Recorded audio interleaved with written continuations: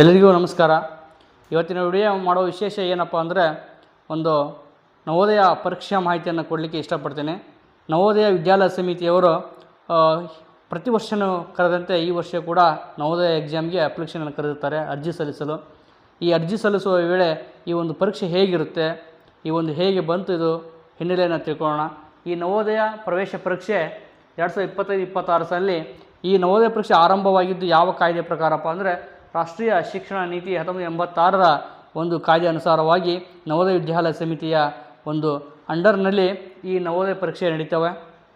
ಈ ಯಾವ ತರಗತಿಯ ಇದು ನವೋದಯ ಪರೀಕ್ಷೆ ನಡೀತವೆ ಅಂದರೆ 6ನೇ ತರಗತಿಗೆ ದಾಖಲಾತಿ ಮಾಡಿಕೊಳ್ಳಲು 5ನೇ ತರಗತಿಯಲ್ಲಿದ್ದಾಗಲೇ ಈ ನವೋದಯ ಪ್ರವೇಶ ಪರೀಕ್ಷೆ ಆರಂಭವಾಗುತ್ತೆ. ಪರೀಕ್ಷೆ ಯಾವಾಗ ಆಗ್ತವೆ ಅಂದರೆ ಫೆಬ್ರವರಿ-ಏಪ್ರಿಲ್ ತಿಂಗಳಲ್ಲಿ, ಆಲ್ಮೋಸ್ಟ್ ಫೆಬ್ರವರಿ-ಏಪ್ರಿಲ್ ತಿಂಗಳಲ್ಲಿ 5ನೇ ತರಗತಿಗೆ ಓದುತ್ತಿರುವ ವಿದ್ಯಾರ್ಥಿಗಳಿಗೆ ಈ ಪರೀಕ್ಷೆಯನ್ನು ಕರೆಯಲಾಗುತ್ತೆ. ಈ ಪರೀಕ್ಷೆ ಮಾಧ್ಯಮ ಯಾವುದು, ಯಾವ ಪರೀಕ್ಷೆಯಲ್ಲಿ ನಾವು ಎಕ್ಸಾಮನ್ನು ನಾವು ಅಟೆಂಡ್ ಮಾಡ್ಬೋದು ಅಂತ ಕೇಳಿದಾಗ ಯಾವುದೇ ಇದು ವಿದ್ಯಾರ್ಥಿ ಓದುತ್ತಿರುವಂತಹ 5ನೇ ತರಗತಿಯಲ್ಲಿ ಓದುತ್ತಿರುವಂತಹ ಆ ಭಾಷೆಯ ಮಾಧ್ಯಮವೇ ಈ ಪರೀಕ್ಷೆಯ ಮಾಧ್ಯಮವಾಗಿರುತ್ತೆ.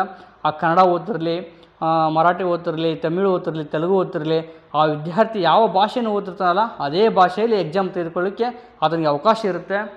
ಅದೇ ರೀತಿಯಾಗಿ ಈ ಒಂದು ಪ್ರಶ್ನೆ ಪತ್ರಿಕೆ ಸ್ವರೂಪ, ಈ ನವೋದಯ ಪರೀಕ್ಷೆಯ ಪ್ರಶ್ನೆ ಪತ್ರಿಕೆ ಸ್ವರೂಪ ಹೇಗಿರುತ್ತಪ್ಪ, ಯಾವ ರೀತಿಯಲ್ಲಿ ಪರೀಕ್ಷೆ ಕರೀತಾರ, ಈ ಪರೀಕ್ಷೆ ಸಮಯ ಎಷ್ಟಿರುತ್ತೆ ಅಂತ ಹೇಳ್ಬೇಕಂದ್ರೆ ಅವಧಿ 2 ಗಂಟೆ ಇರುತ್ತೆ. 2 ಗಂಟೆಯ ಕಾಲ ನಾವೇನು ಮಾಡ್ಬೋದು, ಈ ಪರೀಕ್ಷೆಯನ್ನು ಬರೆಯೋಕ್ಕೆ ಅವಕಾಶ ಇರುತ್ತೆ.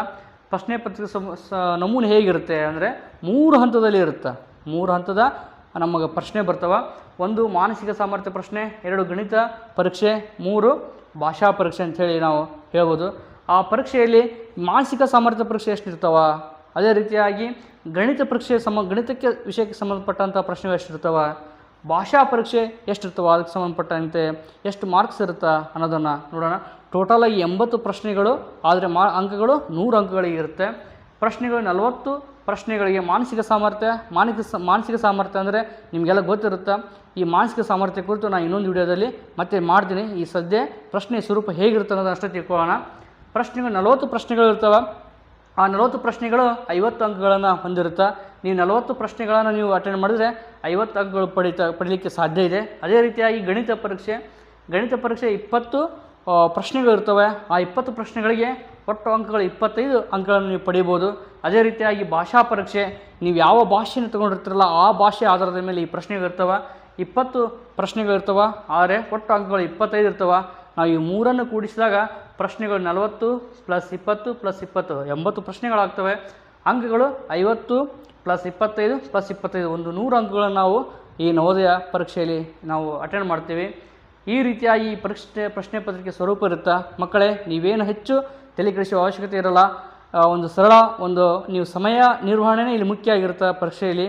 ಹಾಗಾಗಿ ಈ ಸಮಯ ನಿರ್ವಹಣೆ ಮಾಡಿಕೊಂಡು ನೀವು ಈ ಪರೀಕ್ಷೆಯನ್ನು ಎದುರಿಸಿದ್ದೇ ಆದಲ್ಲಿ, ಸರಿಯಾದ ಪೂರ್ವ ತಯಾರಿಯಲ್ಲಿ ಈ ಪರೀಕ್ಷೆ ಎದುರಿಸಿದ್ದೇ ಆದಲ್ಲಿ ನೀವೇನು ಮಾಡ್ಬೋದು, ಈ ನವೋದಯ ವಿದ್ಯಾಲಯ ಸಮಿತಿ ಕರ್ತಕ್ಕಂಥ ಪರೀಕ್ಷೆಯನ್ನು ಯಶಸ್ವಿಯಾಗಿ ಪಾಸಾಗಿ ನೀವು ಕೂಡ ಒಂದು ಒಳ್ಳೆಯ ಉತ್ತಮ ಶಿಕ್ಷಣ ಪಡೀಲಿಕ್ಕೆ ಸಾಧ್ಯ ಆಗುತ್ತೆ.